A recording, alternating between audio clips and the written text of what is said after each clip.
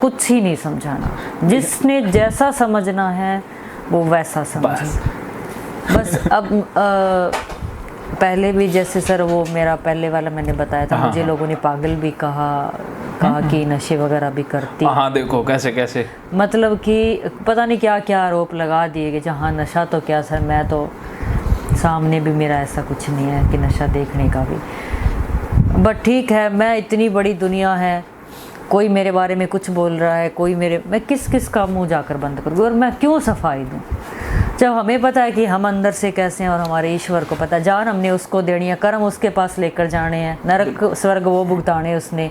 ये लोग क्या करें, 4 दिन बातें बनाएंगे, फिर कोई इनको और टॉपिक मिल जाएगा और किसी की बातें बना लेंगे, फिर वो उस काम में लग जाएंगे। हमारा वाला जो एक हर चीज़ का घाव हरा होता है, तब तक जैसे मीडिया की बात कर लो सर, एक मिल गया उसके ऊपर खूब बात करेंगे, जब उनको कोई एक नया केस मिल जाएगा फिर उसको छोड़ देंगे, हालांकि चाहे वो चलता रहे साइड बाय साइड, पर उस नई चीज़ को लेकर उसके ऊपर।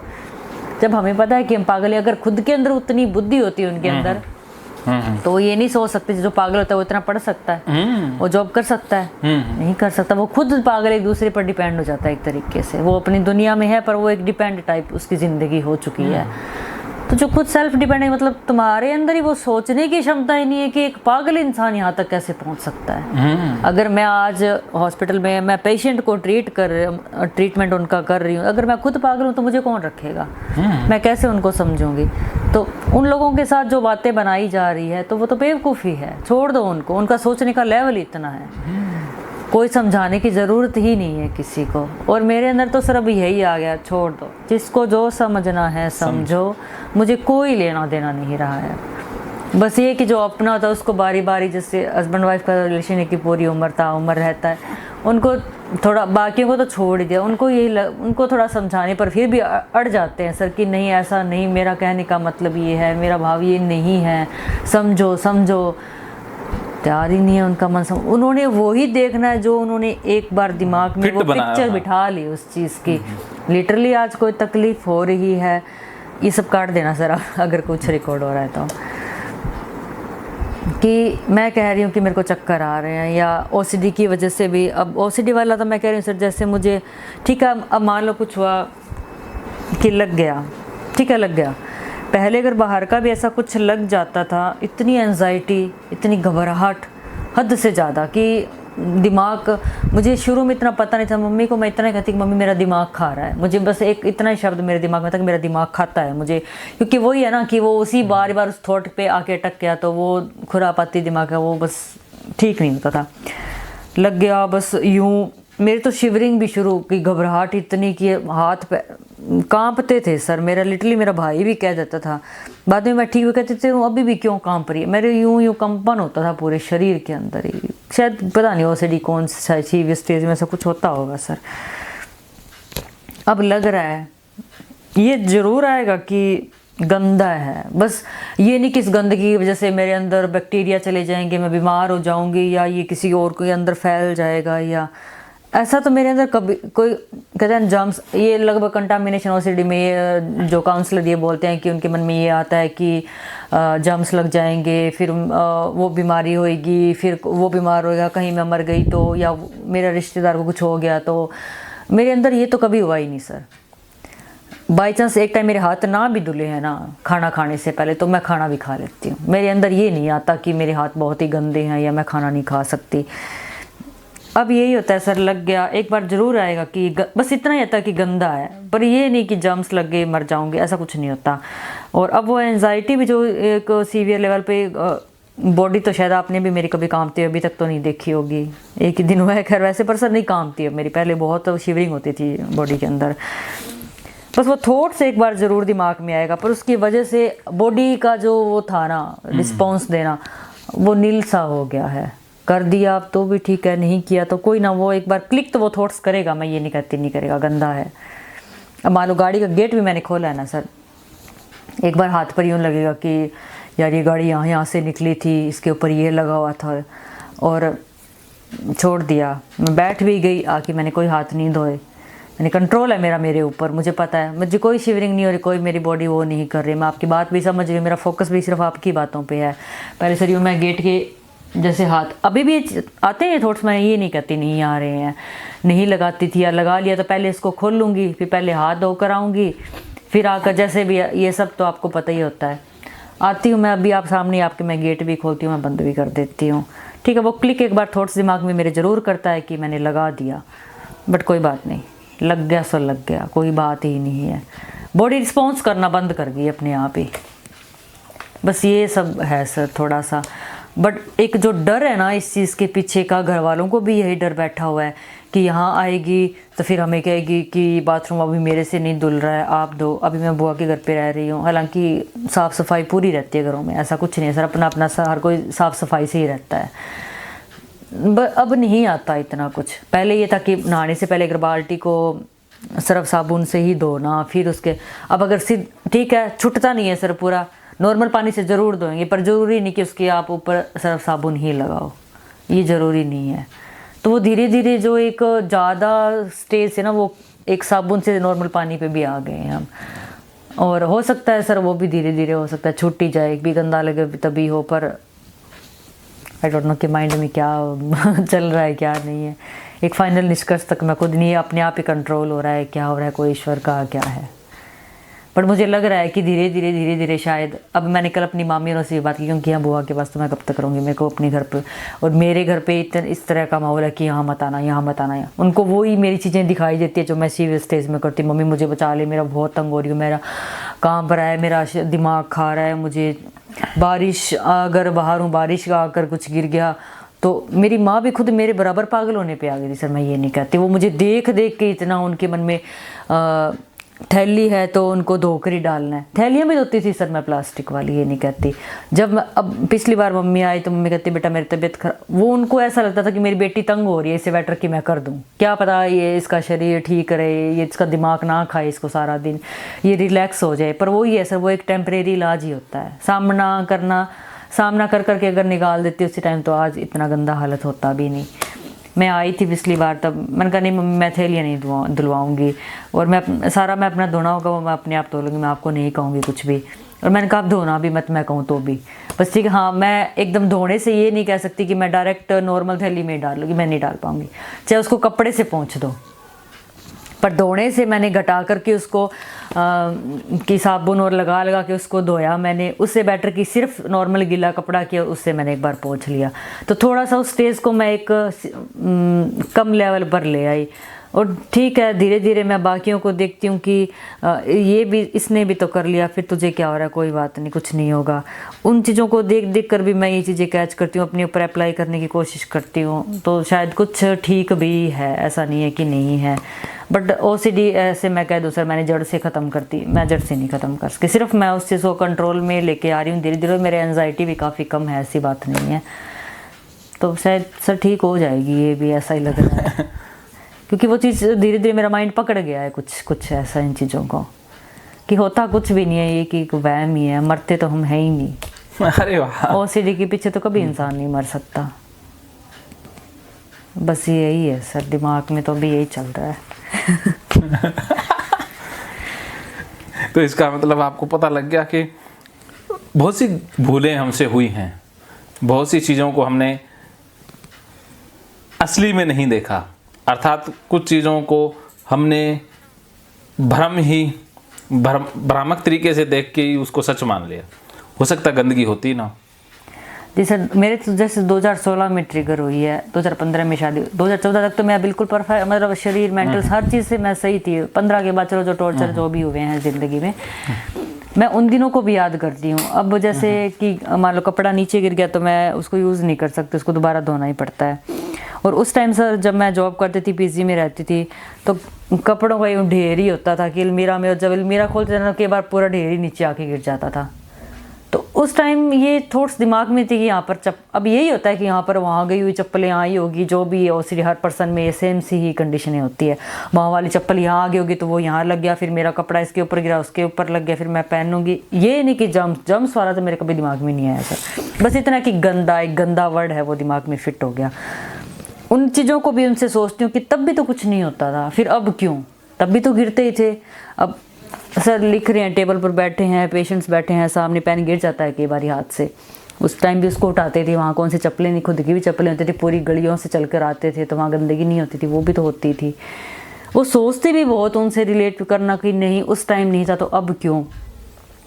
पर फिर एक दिमाग यहाँ आकर अटकता है सर कि उस टाइम वो थॉट्स ही दिमाग में नहीं थे, थॉट्स ही नहीं थे तो वो चीज़ें महसूस ही नहीं होती थी। और अब ये थॉट्स पता नहीं कहाँ से पैदा हो गए कि इस वजह से ये सारी चीज़ें महसूस होती है। और वो यही लगता है सर, ये थॉट्स अगर रहे दिमाग के अंदर तो फिर पहले वाली नॉर्मल लाइफ पर कैसे आया जाएगा। थॉट्स तो हम रोक भी नहीं पाएंगे कि वो चीज़ बंद हो जाएगी। मुझे यही कि एंजाइटी भी नहीं होती है, पर इन थॉट्स को कैसे रोका जाएगा। थॉट्स भी रुक जाएंगे सर, ये रुक जाएंगे तो फिर तो पहले वाला जैसा हो ही जाएंगे, पहले से अच्छे हो जाओगे। थॉट्स आ भी जाएंगे तो भी आपको हंसी आएगी। सर ये इतना हो जाए तो बहुत अच्छी बात है। हाँ, लेकिन पहला हमारा टारगेट है ओसीडी से पहले डिप्रेशन को बाय बाय कहना। जी जी। डिप्रेशन को बाय बाय कह दिया तो ओसीडी तो एक दिन में ही समाप्त हो जाएगी। अब पहले हस्बैंड कहते थे सर कुछ कि मतलब नहीं समझते थे, मैं तंग होती थी अंदर से कि आप समझो, वो कहते सब नाटक है, ड्रामे हैं, मतलब वो उसी तरीके से जो भी उनका मेंटल वो सोचते हैं। फिर मैं दुखी होती थी, मैं रोती थी, सबसे पहले अपनी माँ ही दिखती है उस टाइम पर। मैं मम्मी को फ़ोन करती, मम्मी अब ऐसे बोल दिया, मम्मी वैसे बोल दिया, या मान लो डिवोर्स तक बात आई तो उनके घर पे भी उनके मम्मी पापा को बोला, जो भी है। पहले अब वापस मैं जर्मनी गई हूँ सर, वो सेम चीज़ें मेरे साथ रिपीट हुई है, चली जाए यहाँ से, जो भी पहले उन्होंने कहा वो सेम। बट इस बार मैंने ज़्यादा किसी को फ़ोन ही नहीं किए, किसी को भी नहीं किया मैंने कि इन्होंने ये कहा वो, पता नहीं वो धीरे धीरे चीज़ें दिमाग से ऐसा हो गया कि वो असर करना धीरे धीरे बंद कर दी। मन ही नहीं करता कि मैं किसी को फ़ोन करके कहूँगी इन्होंने मुझे ये कह दिया, वो कह दिया, पता नहीं चीज़ें बोल बोल के मैं खुद ही थक चुकी हूँ, मैं बोलना ही नहीं चाहती हूँ कुछ भी। अब मेरी सास का 2 दिन पहले फ़ोन उतर, मैं बात नहीं कर पाया। आज सुबह मैंने फिर उनको फ़ोन किया, मैंने बात भी की। कहते बेटा हमें लगा तुम शायद बच्चे का कुछ प्रॉब्लम तेरे को हो गया इसलिए तू आई है। मैंने कहा नहीं, मेरे अंदर वापस डिप्रेशन ज़्यादा आने लगा, मैं इसीलिए आई हूँ। कहते हमें पता नहीं था। मैंने कहा नहीं, मैंने किसी को कुछ बोला ही नहीं ज़्यादा, ऐसा मेरा पता नहीं। मैं कहा मम्मी मेरा मन ही नहीं करता, आप सही बताऊँ कि मैं आपको वही सारी चीज़ें सेम बताऊँ, मैं थक चुकी हूँ इन चीज़ों से। अब ये दूर हो जाए या तो मेरे से, ठीक है मैं एक अपना ही वो, मैं मुझे अपने को ठीक रखना है बस, मुझे मेरा टारगेट इतना है। क्योंकि कल को कोई छोड़े रखे ठीक है, लेकिन अगर मैं खुद अपना दिमाग और शरीर ख़त्म कर लूँगी तो मेरा हाथ तो कोई नहीं पकड़ेगा। जब अगर मैं स्वस्थ हूँ तो 4 जने मेरे को अपना लेंगे, रख लेंगे, जब मैं खुद ही ख़त्म होंगी तो सब बाय बाय कर देंगे, कोई नहीं रखने वाला। सर बस ऐसे दिमाग का लेवल यहाँ तक पहुँच गया है अब, धीरे धीरे धीरे धीरे। चलो आप काफ़ी कुछ निष्कर्ष पर पहुंच गए हो। नहीं, आपने जो सोचा है ना वो एकदम राइट है। बस इतना है कि अब रिया कोई रखेगी कि दूसरों से हम उम्मीद ही नहीं लगाएंगे कि कोई रखेगा छोड़ेगा। सर सबसे बड़ी उम्मीद ही है जो दुख दे रही है। हाँ। अगर मैं उनसे ये सोचती ना कि मैं, मेरी तकलीफ हो रही है, मेरे से पूछे कि करे, तो शायद मैं दुखी होती ही नहीं। हाँ। भी ठीक है कि मुझे मेरा शरीर है, मुझे कैसे ठीक रखना है या नहीं है, मुझे ये नहीं सेट लग रहा तो मैं ठीक है इस चीज़ को सुसाइड हो जाऊँ खुद ही। क्योंकि हम किसी को भी दुनिया में चेंज नहीं कर सकते, कभी भी नहीं, कभी नहीं कर सकते। जैसा आप कहते हो कि जैसा भगवान ने जिसको बनाया उसको वैसे स्वीकार कर लो, तब तो आप हो सुखी। अगर हम दूसरे को बदलने की कोशिश करने लगे तो हम खुद भी गए, और अगला तो और एक नफरत ही, बदलने के चक्कर में हम अपने आप से और हाथ धो बैठे। हाँ, अपने से भी वो धो बैठेंगे, किसी को हम बदल नहीं सकते। बस वही बात है सर कि अब मुझे ये लगता है कि, पर पहले मैं नहीं किसी को समझाती करती थी, पर एक हस्बैंड से एक उम्मीद बन जाती है कि मेरे से पूछे करे, कि इमोशनली अटैचमेंट होती है, क्या होती है। बट वो भी गलत है, नहीं होना चाहिए। चाहे कोई भी हो, खुद का शरीर आपको खुद को ही देखना है, कोई नहीं समझेगा आपको। अगर अंदर तकलीफ है, मैं उनको यहाँ तक कहती थी कि अगर मैं भगवान होती ना तो मैं जानबूझ के नहीं कर रही हूँ, तो मैं आपको अंदर प्रवेश करवा देती शरीर के कि हाँ लिटरली यहाँ देखो यहाँ तकलीफ हो रही है। मानते ही नहीं है वो इन चीज़ों को। तो अब थकावट ही आने लगी सर कि नहीं समझा सकते, हम किसी को भी नहीं समझा सकते। चलो आपने बहुत बेहतरीन लर्निंग कर ली है कि बदलना किसी को नहीं है, सिखाना किसी को है ही नहीं, बिल्कुल नहीं। अब मेरी जैसे भाभी है घर पे, मेरी माँ का तो दिल दुखता है भी मेरी बेटी परेशान तो मैं इसको अपने पास रख लूँ। अब वो अगस्त में सर मैं वहाँ पर यूँ होने लग गया था मेरा कि देखो जाना तो इंडिया ही पड़ेगा, एंड यहाँ पर अब कोई सोल्यूशन नहीं रहा। अकेलापन इतना बढ़ चुका है, बैठे बैठे सुन्नी हो चुकी हूँ मैं। मेरे को 4 लोगों के बीच में ही जाकर रहना, और मैं अकेली नहीं रह सकती। मतलब घर वालों को मनाने में इतना टाइम लग गया कि मैं आ जाऊँ, मुझे 1 महीना रख लो, मैं ऑनलाइन, मुझे कहीं मत लेकर जाना, मैं ऑनलाइन थेरेपी ले लूँगी, मैं ठीक हो जाऊँगी, कि मैं मतलब कि मेरे को कोई रख ले। वो सब ऐसे करते हैं कि हमारे पास मत आना, हमारे पास। मम्मी भी मुझे सही बात नहीं बोलती है कि बेटा ये ऐसे करें इसलिए मैं तेरे को नहीं बुला सकती। मैंने एक दिन मम्मी को बोला, मम्मी जो शब्द है ना वो मुझे डायरेक्ट सीधा सीधा बोलो कि किसने क्या कहा है, मैं कभी नहीं आऊँगी आपके घर में, आप ये मत सोचो। मैं इतना सेल्फ डिपेंड हूँ, जब मेरी कंडीशन नहीं थी ना तब भी मैं सेल्फ होगी ना तो मैं आज भी हो सकती हूँ। तो कहती बस वो भावेगा कि वो कहती हमारे तो हाथ खड़े हैं, हमारे यहाँ ना आए, ये वो। मैंने कहा कोई बात नहीं, जब मैं पहले अगर 2 साल आपके पास रही तो वो मेरी मजबूरी थी। अगर मेरी बहनों की तरह मेरा भी सुखी घर होता तो मुझे आपके पास आने की ज़रूरत ही नहीं थी। ठीक है, उन्होंने छोड़ दिया, आगे शादी हुई तो मजबूरी कहाँ बेटी, तो बाप के घर ही आएगी। मैंने कहा कोई बात नहीं। फिर मेरा एक ईश्वर पर ही भरोसा था। मैंने कहा दिन कट रहे हैं, मेरा अभी सितंबर 12 का तो आने का था ही नहीं सर। मैं तो सितंबर एंड का ही सोचा हुआ था कि मैं एंड में ही जाऊँगी, कि ये मंथ मैं और यहाँ पर कंप्लीट कर लूँ। पर उससे 2 दिन पहले मेरे काफ़ी बीमारी, डिप्रेशन ज़्यादा था। क्या था मेरा, यही था कि अब तो यहाँ से भाग जाओ ना तो मैं ज़्यादा ठीक रहूँगी। मेरे तो अब 1 घंटा ही निकलना यहाँ पर मुश्किल हो गया है। ईश्वर ने देखो बुआ के पास मेरे रहने का, मैंने इतनी कोई प्लानिंग भी नहीं की थी कि मैं बुआ के पास आऊँगी, करूँगी। एयरपोर्ट से मुझे कौन लेने जाएगा। मेरा भाई लिटरली अच्छा है, मैं ये नहीं कहती सर, वो आज भी मुझे बाबा के सामने नहीं करता, तो वो मैसेज पे रोज़ पूछता है। उसने तो मुझे कहा भी था कि मैं एयरपोर्ट से तेरे को ले आऊँगा, पर उसके हाथ में कोई दर्द तो अकेले ड्राइव नहीं हो पा रहा था उससे। ठीक है, मैंने कहा मेरे लिए परेशान होने की तुम लोगों को ज़रूरत नहीं है, मैं अपना टैक्सी करूँगी। सबसे बड़ी पैसे की प्रॉब्लम होती है, पैसा हाथ में है, कोई दिक्कत नहीं है। बाकी अपना अवेयर रहो, बंदा कहाँ गाड़ी चला रहा है, कर रहा है सब।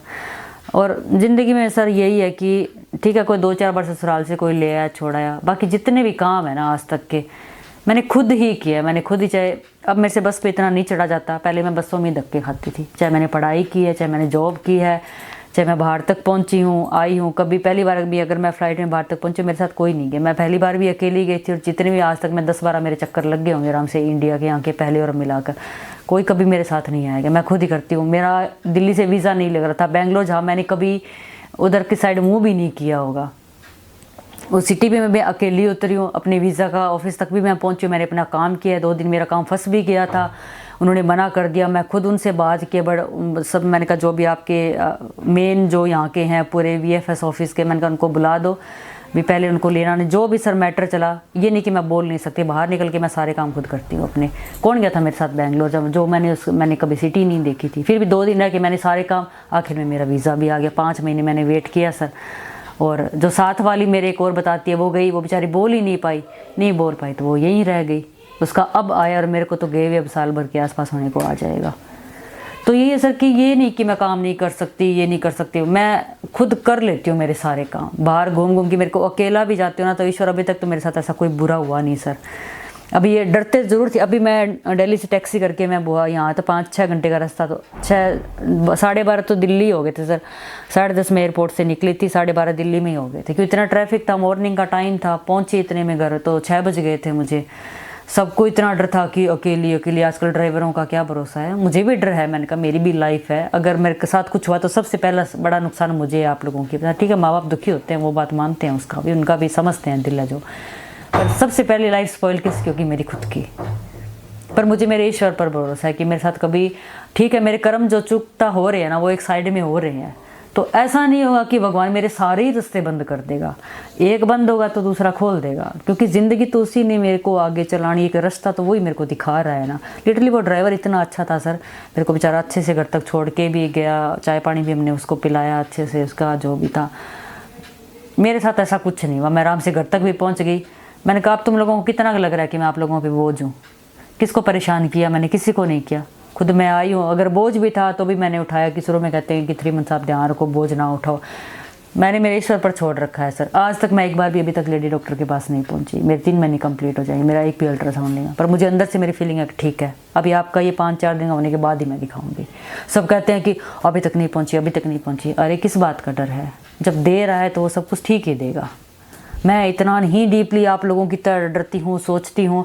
बस ठीक है सर, मेरी एक और से डिप्रेशन, जो मैं एक उम्मीद लगा बैठी हूँ, एक घर वालों से इतना प्यार बांध लिया था कि आप मेरा क्यों नहीं समझ रहे हो। पर ये नहीं कि मैं आपके लिए हर चीज़ के लिए आपके ऊपर डिपेंड हूँ, मैं नहीं हूँ।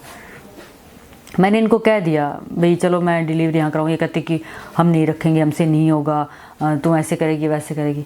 मैं कहा कोई बात नहीं, किराए पर भी मकान मिलते हैं, वहाँ हो जाएगा, तुम लोग पैसे भी मत देना, वो तो मेरा प्रबंध पहले ईश्वर ने कर रखा है, चाहे मेरा आदमी भी नहीं देखा तो भी मेरा प्रबंध है उस चीज़ का। तो मेरे बाप ने भी यही कहा था कि दोबारा नहीं भी होगा तो मेरी बेटी को ना तो 10 बीघा ज़मीन लगा के पीछे मैं मेरा मकान ही बना दूंगा।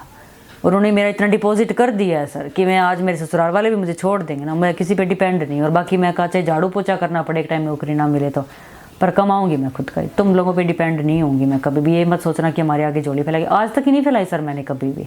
बस ठीक है अब इन दिनों में कुछ नहीं करी इसलिए हस्बैंड से ले रही हूँ। और अगर हस्बैंड भी बंद कर दे तो मेरा आज बैंक बैलेंस इतना है कि वो सारी मरता उम्र मैं ब्याज ब्याज में रोटी खा लूँगी सर। तो मैं क्यों डिपेंड हूँ, मैं तुम लोगों की क्यों सुनूँ। पर ये अकेली रहेगी तो हमें समाज क्या कहेगा। मैंने कहा अच्छा तुम खुद भी तो ये कह रहे हो कि हम तुम्हें घर में नहीं रखेंगे, ऊपर से तुम मुझे समाज की सलाह दे रहे हो। समाज कौन है आज मेरा? सही बात है। आज मेरे अंदर इतना दुख पड़ गया कि मेरे घर के सारे दरवाजे मेरे लिए बंद हो गए। मैंने क्या बुरा किया? मैंने तो कभी किसी का जिंदगी में बुरा नहीं किया सर, इस जन्म में नहीं किया, पिछले जन्मों की कर्मों की तो मैं वो तो पता नहीं है ना हमें, तभी तो आज भुगत रही हूँ इस चीज़ को भी, बुरा ना करते हुए हम भुगत रहे हैं। तो कोई हमारे पूर्व जन्मों का ही ये खेल है सारा। तो मैंने कहा मैं नहीं आऊँगी जब तक तुम खुद नहीं बुलाओगे ना, जिस दिन कि अब आ जा। मेरी दोनों बहनें आज सुखी है, अच्छे वेल सेटल्ड है, दोनों गवर्नमेंट सर्विस कर रही है, उनकी एक बेटा है, उनको कोई नहीं कहता कि हमारे घर पर ना हो। एक मेरे साथ ये चीज़ क्योंकि हमारे घर पर ना आए। एक बाप की 3 बेटियां पैदा हुई है तो वो बराबर ही। और मैं सच्ची मानूँ सर, आज मैं बाहर हूँ, मैं आ चाहूँ तो मैं अपनी जॉब, मेरी नागरिकता हो चुकी है, मैं PR हो चुकी हूँ। कैसे कि अब ये कह देते हैं तू पागल है, तेरा मेंटल लेवल ऐसा है। मैंने कहा ठीक है, एक OCD है, डिप्रेशन का पता नहीं, उस टाइम एक OCD सबको पता थी, और डिप्रेशन भी है, अब तो मैं ये नहीं कहती। मैंने कहा अगर मैं इतनी, और मैंने जो लैंग्वेज टेस्ट क्लियर किया सर, जर्मन इतनी ईजी नहीं है, इंग्लिश के मुकाबले तो बहुत ही टफ है, आईलेट्स तो उसके मुकाबले आप कितना जल्दी क्लियर कर जाओगे। और वो जो मेरी लैंग्वेज का मैंने टेस्ट दिया था ना सर, ये मेरी उस टाइम मैं थोड़ा बहुत तैयारी करनी शुरू की थी, मेरा ये IBS प्रॉब्लम इतना ट्रिगर उसी टाइम मैंने क्लासेस का मैं थोड़ा बहुत ले लेती हूँ, पर मेरा वो क्लास का भी पूरा मैं नहीं कर पाई थी। फिर भी मुझे अपने ऊपर इतना भरोसा था कि ये टेस्ट मैं क्लियर कर जाऊँगी, मेरे लिए इतना टफ नहीं है ये। मेरी शादी हो गई थी सर फरवरी में। मेरे हस्बैंड देखो तब तक तो हम मिले नहीं थे, तो हमारी फ़ोनों पे ही बातें होती थी कि तब मुझे इतना ट्रस्ट था, ये भी मेरे से अच्छे से बात करते थे, और मुझे भी इतना था कि मैं चलो अब मेरे से सब यहाँ दुखी हैं कि हमारे ना। मैं कहा ठीक है मैं अपने घर पहुँच जाऊँ सुख शांति से, जितना जल्दी हो सके। तो उन्होंने कहा कि जल्दी डेट ले ले। मैंने कहा अभी तो कोई रिवीजन नहीं है, कोई कुछ याद ही नहीं है। कहते बस तू फटाफट टेस्ट क्लियर कर ले, नहीं होगा तो हम पैसे वैसे दे के देखेंगे। मैंने कहा नहीं पैसे देने की ज़रूरत नहीं, मैं कर लूँगी, इतना मुझे अपने पर भरोसा है। मैंने फरवरी में शादी हुई, अप्रैल में मैंने 4 अप्रैल की डेट ले ली। दिल्ली में हुआ था, गोथे इंस्टीट्यूट है, वो करवाता है जर्मन लैंग्वेज टेस्ट के। और मेरी सास का सर ओम शांति लिया हुआ है। ओम शांति का नाम तो आपने सुना ही होगा, ये ब्रह्म कुमारी इसका ये इनका घर भी सर इस चीज़ के पीछे काफ़ी स्पॉइल हो चुका है, ओम शांति, क्योंकि ये ब्रह्मचर्य व्रत का पालन करते हैं। और आप बहुत टाइम पहले तो कोई भी आदमी है जो इन चीज़ों को सहन नहीं करेगा। फिर उन्होंने अपने बच्चों की तरफ भी कभी ध्यान नहीं दिया कि ठीक है इनका पास्ट जो भी रहा है, काफ़ी कहते हैं बुरा ही रहा है जो भी है। तो मैं गई थी उस घर में सर, मैं उनकी भैंस भी थी, और मैंने तो कभी बिलोने किए भी नहीं थे। मैं बताऊं सर, हमारे घर में गाय थी, मैं चारा वगैरह भी मैंने डाला, मैंने गोबर तक भी उठाया हुआ है सर अपने घर में। मेरे को बड़ा यूँ होता था कि मम्मी मेरे पे प्राउड हो, मेरी बेटी ने ये कर ले, मम्मी कहीं जाती, मैं सारा काम करके रखती थी। पर मेरे को दूध निकालना या ये बिलोने नहीं किए थे सर कभी भी। उनके घर में मैं गई तो मेरी शादी को थोड़ा ही टाइम हुआ था, पता नहीं 10-15 दिन ही निकले थे। तो मेरी सास कहती कि मैं तो माउंट आबू जाते हैं ये लोग, तो कि मैं माउंट आबू जाऊंगी। अब वो मेरे लिए नया घर था, मुझे कुछ पता ही नहीं, गांव में कोई आता जाता था जानती नहीं, कोई नहीं था आगे कि बड़ा बंदा कोई घर पे है तो कोई आगे होकर बात कर लेगा, कोई था ही नहीं। मेरे हस्बैंड तो 10 दिन बाद ही चले गए थे। देवर से वो एडवोकेट है, वो अपना सुबह कोर्ट जाते हैं, वो शाम को आते हैं। और मेरे जो ससुर हैं वो रिटायर हो गए, अब वो अपना ताश के लिए, वो भी उनके हस्बैंड वाइफ की कुछ है नहीं, वो भी दुखी से ही हैं इस चीज़ को कि एक बुढ़ापे में एक वाइफ ही होती है जो एक सहारा बनती है बड़ा, उनके लिए भी वो जीवन खाली हो गया। वो हमेशा कहते हैं कि बेटी मैंने सारी उम्र कमाया पर मतलब कोई अब है ही नहीं, अब मैं इतना दुखी हूँ कि चाहे मेरे को भगवान ले जाए। वो अपना वो भैंस इसीलिए रखते थे, वो अपने लिए, वो खुद करते थे काम कि मेरा टाइम पास होता रहे। पर वो भैंस बेच दी, फिर उसके बाद कभी आए नहीं लेकर। वो ताश के लिए वहाँ बाहर बंदे बैठे रहते हैं, वहीं रहते हैं। 10 दिन मतलब मेरी सास माउंट आबू चली गई तो काम तो होता ही है सर, टाइम सबको कुछ झाड़ू पोछा भी होता है, बर्तन भी होते हैं, खाना भी सुबह अब वो 8 साढ़े 8 कोर्ट जा रहे हैं तो उनको उस टाइम पर खाना भी तैयार करके देना होता है। और मेरी सास के इतने रूल रेगुलेशन है सर कि आप बिना नहाए आप सुबह की चाय भी नहीं बना सकते। और उससे पहले गर्मी इतनी कि झाड़ू पोछा तो सर नहाने से पहले ही होता है, बाद में तो मन ही नहीं करता कि हम झाड़ू पोछा करें। तो उसके लिए 4 बजे, जब मेरे तो पेट का इतना दिक्कत था कि 1 घंटा तो मेरा टॉयलेट ही ख़राब कर देती, तो मैं तो 4 बजे उठ जाती थी सर, 5 बजे। फिर अब तो मेरे देवर की शादी भी हो गई तो हम दोनों अगर मैं जाती हूँ तो मिल बांट के कर। देवरानी मेरी बहुत अच्छी आई है, पर मेरी सास ना सर टोकने की बहुत आदत है। फिर भी सर आज तक मैं उस औरत के कभी सामने नहीं बोली, कभी भी। और मेरे हस्बैंड क्या कहते हैं कि तू मेरी माँ जैसी है, तुम दोनों मिलकर हमारे घर का नाश कर दिया। मैंने कहा चलो कोई बात नहीं, हमेशा से मैं इनकी बातें सुनती आ रही हूँ, नाश कर दिया, नाश कर दिया, नाश कर दिया। अभी सर मैं जब जर्मनी में थी मैंने कहा देखो ना तो मैं उनकी जैसी हूँ ना उनकी पेट से मैंने जन्म लिया। अगर कुछ जीन्स आए हैं तो वो मेरी मदर के मेरे अंदर आए हैं, और या तो आप उनके जैसे हो तब आप कोई चीज़ें आप मेरे को बोल रहे हो। मैं ना तो वो मेरे जैसी है ना मैं उनकी जैसी हूँ, मैं मेरी जैसी हूँ वो अपने जैसी है। हर इंसान अपने अपने जैसा ही कुछ गुण लेकर पैदा होता है, ना कि हम किसी के भी जैसे होते हैं। बाकी ठीक है, आपने अगर सोच ये बना ली कि मैंने नाश कर दिया तो मैंने कहा कोई बात नहीं। आपकी मेरे ससुर और 8 भाई हैं और 3 दूसरे ऐसे करके 12 भाई हैं, ये और 1 बुआ है। कोई भी आप आज भी उस गिलोड़ गांव में जाके सर पूछ लो कि लड़की कैसे, कोई भी नहीं कहेगा। अगर मैं पिछली बार आई थी मानो 6 बजे मैं घर पहुंची हूँ दिल्ली से एयरपोर्ट से, 6 बजे मेरी चाची सास और सब है वो मिलने के लिए आए हैं। जब आती हो तो छोड़ने जाते हैं, रोने लग जाते हैं, क्योंकि लोग आपका ये नहीं देखते। मैं जब कोई आता है घर पे अच्छे से मैं उसका इतना बैठती हूँ, बात करती हूँ, पैर दबाते हैं अच्छे से, उनके आते ही चाय पानी पूछते हैं, वो इतना ही देखता है कि मेरे साथ बिहेवियर किसका है, उसी से उसके दिल में जगह बन गई। मेरी सास ने इतना मतलब एक टॉर्चर टाइप में भी रखा है सर, मैं ये नहीं कहती हर टाइम टोकना। आप मतलब कि रसोई में काम करते थे ना सर, यूँ लगता था कि बाहर ही रहे तो हम तब तक इतना काम निपटा लें, हाथ कांपने लग जाते थे कि यह हाथ से काम छूटता था इतना। फिर भी मैंने कभी अपने हस्बैंड से ये शिकायतें भी नहीं की कि आपकी मम्मी मेरे साथ ऐसा करी, आपकी मम्मी, कभी भी ये शब्द मेरे सब आए नहीं, ना ही मैंने कभी उनको सामने पलट कर जवाब दिया। 10 मिनट ही बात करेंगे सर, आगे अपना काम करेंगे, कोई बात नहीं। जो भी मेरी लाइफ के वो है ना, मैं वही बता रही हूँ आपको। तो मैंने कभी भी, अभी भी ठीक है वो करती है, पर मुझे पता है भी उनके मन में पेट पाप नहीं है सर, वो उनकी टोकने की आदत है, वो उनकी, वो मेरे साथ नहीं है, वो हर किसी को टोकेगी। ये नहीं कि मेरी बहू है तो उसके साथ, हालांकि देवरानी भी आई है बाकी, पर वो सबसे ज़्यादा आज भी वो मुझे अपने करीब समझती है कि तू मेरी एक बेटी, मतलब वो बहुत मुझे मानती है कि मेरी बहू है ये वो। अब मेरी देवरानी है वो भी बेचारी अच्छी है, पर वो भी सारा दिन पास में रहती है तो इतना टोका टाकी में हर कोई परेशान हो जाता है सर। 4 दिन किसी के पास काटने को कट जाते हैं, पर 24 घंटे आपको, हालांकि उनको बेड पर जाता है, पानी का गिलास भी उनका बेड पर ही जा रहा है, हम उनसे कुछ भी नहीं करवाते, बस इतना है कि आप आराम से बैठे रहो, खाओ पियो, हमें कोई दिक्कत, काम का आप इतना भी ना करो, हम कहते भी नहीं है। मैं अकेली थी तब भी मैं कभी नहीं कहती थी कि मम्मी आप मुझे ये काम करवा दो, नहीं। पर वो टोकने से क्या, वो खुद ही एक अपना वो ख़राब कर रहे हैं। अब इस चीज़ को उनको कौन समझाए। मैं मेरी देवरानी को भी ये बोलती हूँ, मैंने कहा देख सामने जितनी कोशिश हो सके ना चुप रहना, क्योंकि लोगों ने यही कहना, कोई कहेगा बहू माड़ी, कोई कहेगा सास माड़ी है, कोई भी फ़ायदा नहीं है, तो खुद का दिमाग ख़राब करेगी। अब तो ये इतना ही हो रहा है, फिर सब लोग मिलकर पूरा परिवार तेरा दिमाग ख़राब करेगा, और इसने तो करना ही करना है। बेटर है एक माँ की तरह ही समझ के इनका करते रहो, बाकी ऊपर वाला है सब, कोई अपना, हम माँ बाप का बुरा नहीं। अब मेरे हस्बैंड अपनी माँ की कदर नहीं करते सर, जितनी भी बार इनकी बातें होती हैं लड़ते हैं, मैं बीच में आती हूँ कि क्यों बोल रहे हो आप, तुम्हारी माँ है ना, चाहे कुछ कैसा भाई माँ बाप हो, मैं तो यही मानती हूँ सर, पैदा तो उसी ने किया है, तब तुम इस धरती पर आए हो ना, तुम्हें मारा तो नहीं। आखिर में तुम छोटे बच्चे थे, तुम्हारी पोटी किसने धोई थी, इसी माँ ने धोई थी। अगर तुम्हें दस्त लगे ना, वो कहते भी पूरा दिन ये बहुत, तो वो उसको जाता है, किसने धोई थी वो पोटी, भी तुम्हारी माँ ने। ठीक है, ओम शांति ले ली, वो उसकी लाइफ का पार्ट है, उसको ख़त्म कर दो। जो पास्ट गया ना सर, उसी को घसीट रहे हैं आज भी। माँ से लड़ते हैं, बाप से तो इतनी मैंने कभी बात करते हुए भी नहीं देखा। मैंने कहा मैं ज़िंदगी में ना ऐसे केस देखती हूँ कि सास बहू लड़ती है और बेटा बीच में पिसता है। ठीक है, यहाँ उल्टा है हमारे साथ कि माँ बेटे लड़ते हैं और बहू बीच में पिसती है कि आप ऐसा ना करो। मेरे साथ नहीं, वो देवरानी भी ऐसे ही पिसती है कि आप लोग ऐसा ना करो। वो भी बेचारी अच्छे घर की संस्कारी है कोई, मैं भी यही कहूँगी। बट इनका ये नहीं। मैं कहाँ टेस्ट की बात बता रही थी सर, वो माउंट आबू चले गए थे, 4 अप्रैल का टेस्ट था, तो वो आए तब तक मैंने बढ़िया साफ़ सफाइयाँ कर रखी थी घर की। मेरे को मतलब शौक़ था इन चीज़ों का बचपन से। ओसीडी की बात नहीं, वो एक अलग टाइप की बात बता रही हूँ मैं। और मैंने कभी बिलोना भी नहीं किया, मैं घी निकाला नहीं था, मैंने कभी ये नहीं कहा कि काम मेरे से नहीं होगा।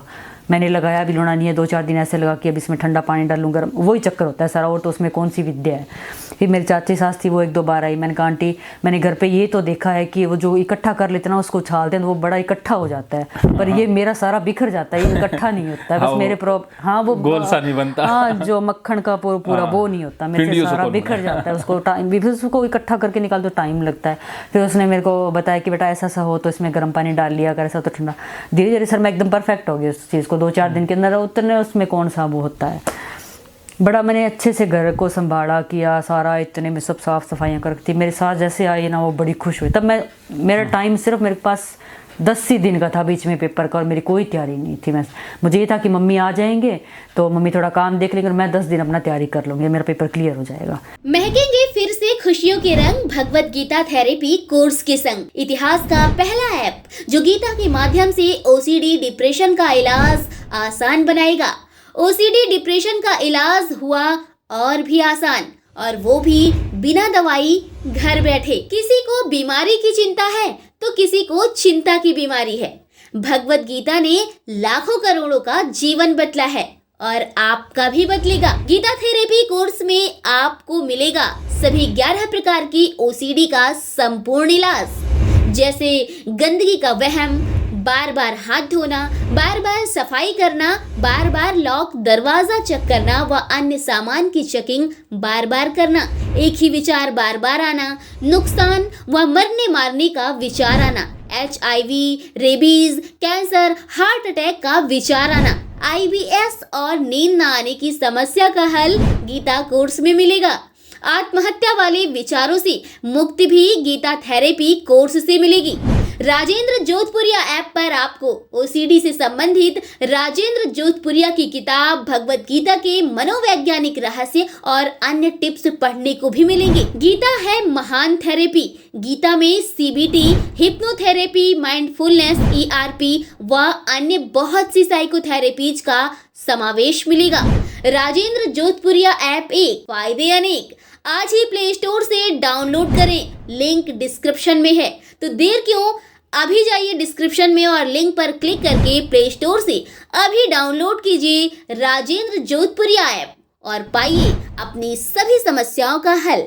मानो तो मौज है, वरना समस्या तो हर रोज है।